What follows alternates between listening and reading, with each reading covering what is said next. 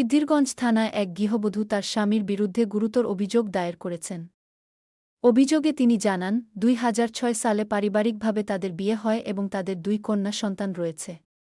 তার দাবি, গত আজকে প্রায় দিন ১২ বছর দেখতেছি ধরে অনেক তার দিন স্বামী যাবতীয় পরনারীতে আমার আসক্তি, স্বামীকে পাওয়া জুয়া ও যাইতেছে নেশার না। কারণে সংসারে তাকে অনেক অশান্তি সৃষ্টি খোঁজাখুঁজি করে করতেছি। আসছেন এবং তাকে ও আমিও সন্তানদের অনেক শারীরিক ও বিপদে পড়ে মানসিক গেছি। আমার নির্যাতন একটা করেছেন। মেয়ে আছে, আমার একটা ছেলে নাই। তিনি আরও অভিযোগ তারপর করেন, দুইজন দিনে বাবার আমার বাড়ি থেকে চলতে আনা অনেক প্রায় কষ্ট ২ লাখ হইতেছে। টাকাও এসব কাজে নষ্ট আমিও করা হয়েছে। আমি বাসা ভাড়া নিয়ে থাকি সর্বশেষ আরও ঢাকাতে। টাকা আনার জন্য আমি চাপ ও এখন অনেক মারধরের পর বিপদে স্বামী আছি। বাড়ি থেকে একটি মো. এখন আমাদের বাড়ি হচ্ছে মাদারীপুর। মাদারীপুর, আমি মাদারীপুরের মেয়ে। আর আমার শ্বশুর বাড়ি হয়েছে মাদারীপুর। তাদের বাড়ি হয়েছে যে শরীয়তপুরের ভিতর আছে।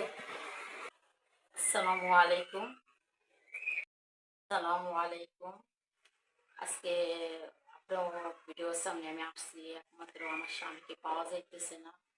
অনেকদিন যাবত হয়েছে তাকে খোঁজাখুঁজি করতেছি, কোথাও আমি পাইতেছি না। আপনারা যদি আবার আপনাকে দয়া করে যদি আমার স্বামীকে এই ছবি দেখে যদি আপনার স্বামীকে দেখে থাকেন, তাহলে আমার স্বামীর খোঁজ খবরটা যদি দেখে জানিয়ে থাকেন, তাহলে এই নাম্বারে ফোন দিবেন, যোগাযোগ করবেন। আমাদের বাড়ি হয়েছে মাদারীপুর, আর আমার শ্বশুর বাড়ি হয়েছে শরীয়তপুর। তাদের মানে তার বাবারা হয়েছে আলাউদ্দিন খান, তার ছেলে হয়েছে জাকির হোসেন। জাকির হোসেনকে পাওয়া যাইতেছে না। তার 2টা মেয়ে আছে। আমি অনেক সমস্যায় আছি।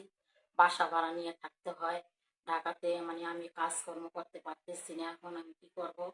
মানে আমি 2টা মেয়ে নিয়ে আমি অনেক সমস্যায় পড়ে গেছি। আমার একটা ছেলে নাই। মানে আমি কিভাবে চলবো, কিভাবে কি করবো আমি বুঝতে পারতেছি না। আমি অনেক সমস্যায় পড়ে গেছি গা। আপনারা যদি সবাই কেউ যদি দেখে থাকেন, কেউ যদি যাই না থাকেন, তাহলে আপনারা এই নাম্বারে মানে ফোন দিবেন আর যোগাযোগ করে আমার একটু সুযোগ করে দিবেন। আমার দয়া করে আপনার কাছে বারবার বলি, দয়া করে যদি দেখেন তারা দেখা থাকেন, তাহলে আপনারা এই নাম্বারে যোগাযোগ করবেন। এতটুকুই আপনার কাছে দাবি। আপনারা যদি দেখে থাকেন, আমি অনেক সমস্যায় পড়ে আছি। আমি অনেক সমস্যা, 2টা মেয়ে নিয়ে। আপনারা যেভাবে পারেন, আপনারা যদি দেখে থাকেন, তাহলে আমার এই নাম্বারে যোগাযোগ করেন। এক মেয়ে পরে 10-এ, এবার বিসিএসসি দিয়েছে। আর এক মেয়ে 7-এ পড়ে। মানে আমি 2টা মেয়ে বড় হয়ে গেছে। তাদের এক মেয়ে বিয়ের লাগ, আমি বিয়ে দিতে হবে। মানে আমি 2টা মেয়ে নিয়ে অনেক মানে বিপদে পড়ে গেছি। ছেলে তো নাই।